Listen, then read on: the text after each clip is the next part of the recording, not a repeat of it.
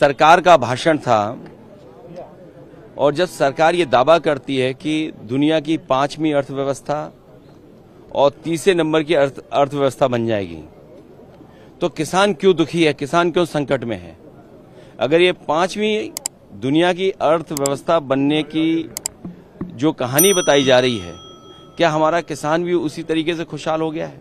और फिर अगर 5वें नंबर की हमारी अर्थव्यवस्था है तो इतने बड़े पैमाने पर नौजवान बेरोजगार क्यों हैं, नौकरी क्यों नहीं उनके हाथ में? और फिर अग्निवीर जैसी व्यवस्था आधी अधूरी क्यों लागू करनी पड़ रही है? महंगाई क्यों है इतनी? और जिस तरह से इन्वेस्टमेंट को लेकर के बड़े बड़े सपने दिखाए थे, सरकार कहती है कि हम सर्विस सेक्टर को भी और इन्वेस्टमेंट को भी देख रहे हैं, तो इन्वेस्टमेंट है कहाँ? अगर इन्वेस्टमेंट होता तो हमारी और ग्रोथ दिखाई देती। कुछ लोगों की ग्रोथ से देश की ग्रोथ नहीं हो सकती है, कुछ लोगों की ग्रोथ से तो हमारा नंबर अच्छा हो सकता है, हम 5वें नंबर की व्यवस्था बन सकते हैं, लेकिन हमारे देश का किसान, गरीब और जो अभी तक 10 साल में सबसे ज्यादा उत्पीड़ित हुआ है, उसके लिए क्या है सरकार का? और बाकी बातें हम लोग सदन में कहेंगे। इमरजेंसी में होना चाहिए था। किसने इमरजेंसी का इशू?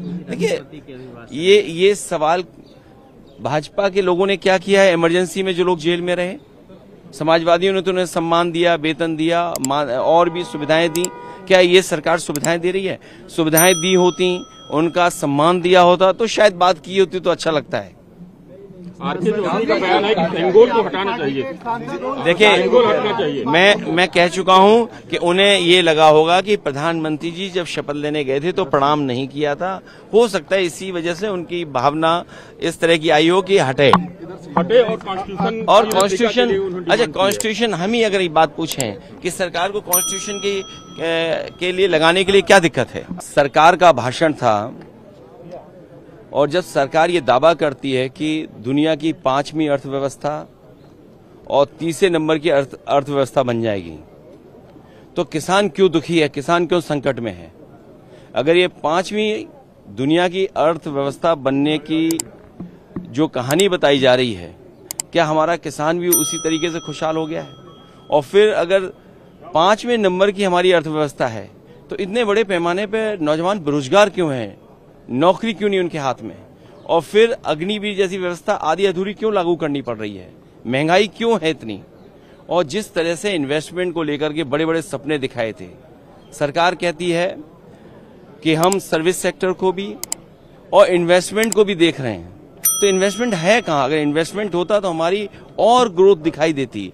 कुछ लोगों की ग्रोथ से देश की ग्रोथ नहीं हो सकती है, कुछ लोगों की ग्रोथ से तो हमारा नंबर अच्छा हो सकता है, हम 5वें नंबर की व्यवस्था बन सकते हैं, लेकिन हमारे देश का किसान, गरीब और जो अभी तक 10 साल में सबसे ज्यादा उत्पीड़ित हुआ है, उसके लिए क्या है सरकार का? और बाकी बातें हम लोग सदन में कहेंगे। इमरजेंसी में होना चाहिए था। किसने?